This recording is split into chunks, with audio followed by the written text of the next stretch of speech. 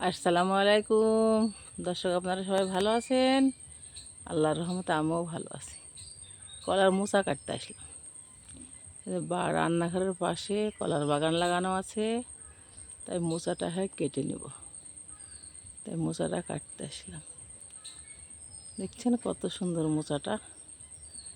মোচার একটা রেসিপি বানাবো, তাই মোচা কাটতে আসলাম। এই যে অনেক কলা গাছ, মাঝে মাঝে কান্দিও আছে, আবার মোচাও আছে। এই দেখুন কলার মোচাটা কেটে নিয়ে বাড়ি পৌঁছে গেছি।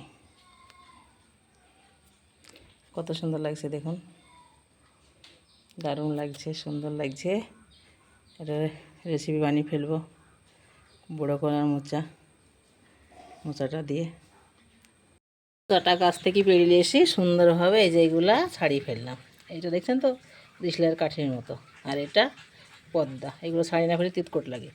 আর আমি কচু ডিমের ঝোল করবো, তাই সিদ্ধ করতে দিয়েছিলাম। সিদ্ধ হয়ে গেছে, এখন আমি তুলে নিচ্ছি। আমার সোনাঘরে রান্নাঘরে রান্না হবে কচু ডিমের ঝোল আর মোচার বড়া।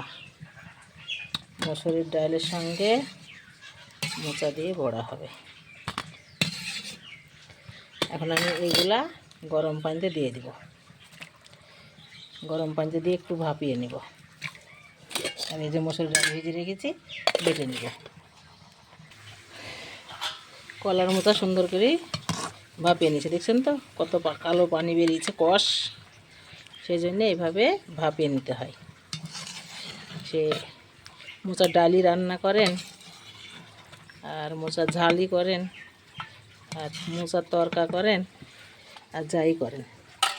যে আলু ডিম ছিলে নিয়েছি সুন্দরভাবে। মোচাগুলো এখন আমি কুটে নেব, আর কচু আর ডিমের ঝোলটা বানিয়ে নেব। আগে উনানে কড়াই দিয়ে দিয়েছি, এখন তেল দিয়ে দেবো সরিষা ডিম ভাজার জন্য। তেলটা সুন্দর হয়ে গরম হলে ডিমটা দিয়ে দেবো। সুন্দরভাবে তেলটা গরম হয়ে গেছে, ডিমগুলো ছেড়ে দিব।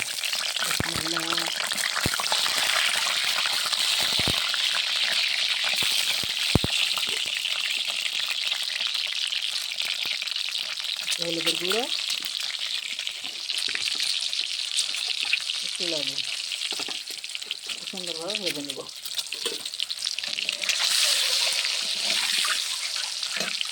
সুন্দরভাবে ডিমটা ভাজা হয়ে গেছে, আমি এখন তুলে নেব।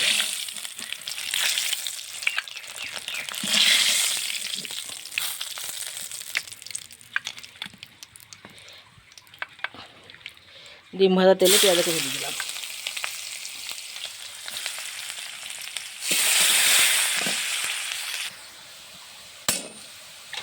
সুন্দরভাবে পেঁয়াজটা লাল হয়ে গেছে, এখন পেস্ট করা মশলা ঢেলে দিব। জিরে বাটা, পেঁয়াজ বাটা, রসুন বাটা, শুকনো ঝালের গুঁড়ো, হলুদের গুঁড়ো। এখন সুন্দর করে আমি মশলাটা কষিয়ে নেব। কচু সিদ্ধ করেও রান্না করা হয়, আমি আবার আগে কাঁচা ছিলে নিয়েছি, ছিলে সিদ্ধ করে নিয়েছি। সুন্দরভাবে মশলাটা কষানো হয়ে গেছে, তেল ছেড়ে দিয়েছি। এখন আমি কচু গাছ ঢেলে দেবো, নাড়াচাড়া করি, কষিয়ে নেব। অল্প তরকারি কেন ভাবছেন আপনারা, হয়তো ভাবার কিছু নেই, বাড়িতে বোমারা কেউ নেই, তাই আমি আর আমার হাজব্যান্ড সুন্দরভাবে কষানো হয়ে গেছে, ঝোল দিয়ে দিচ্ছে। বিসমিল্লাহ।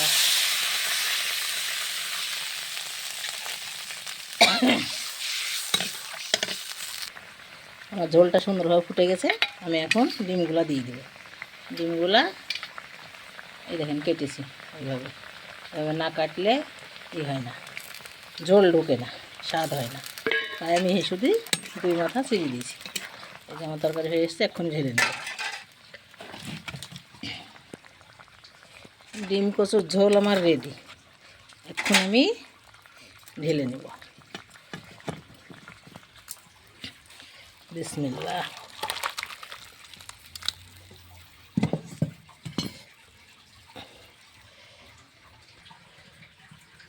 কচুর তরকারিটা খুব সুন্দর কালার হয়েছে। এই যে মসুরের ডাল পাটানোটা বেশি বেটে নিয়েছি, এখন আমি এইগুলো দিয়ে দেবো। পেঁয়াজ কুচি, ঝাল কুচি, রসুন কুচি আর জিরে বাটা। বিসমিল্লাহ।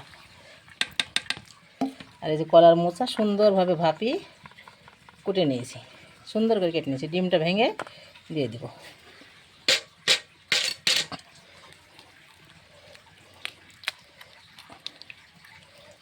ডিমটা দিয়ে দিলাম, হলুদের গুঁড়ো দিব, স্বাদ মতো লবণ, আর এই যে এইগুলো দিব, দিয়ে সুন্দর করে মাখিয়ে নেব।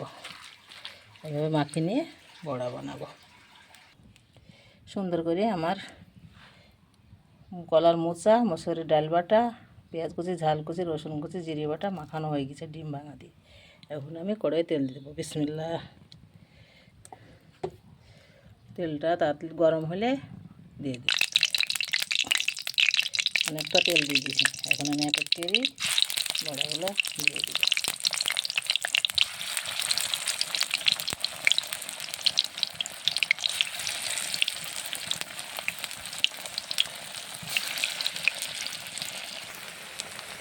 অনেক টাকা বড়া দিয়ে দিয়েছি, এক এক করে এইভাবে উল্টিয়ে দিব।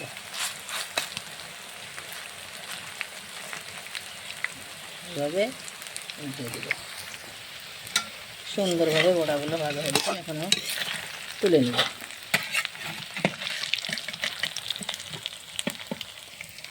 এক এক করে তুলে, সমস্ত বড়াগুলো আমার ভাজা হয়ে গেছে, এখন আমি সব তুলে নেব। এই দেখেন কতগুলো বড়া হয়ে গেছে। ভিডিওটা পুরো দেখেন, লাইক কমেন্ট শেয়ার করেন, নতুন আমার চ্যানেলকে সাবস্ক্রাইব করেন, ফেসবুকে পেজ আছে ফলো করেন। সবাই আপনারা ভালো থাকেন, সুস্থ থাকেন, সুন্দর থাকেন। আবার দেখা হবে পরের ভিডিওতে। আল্লাহ হাফেজ।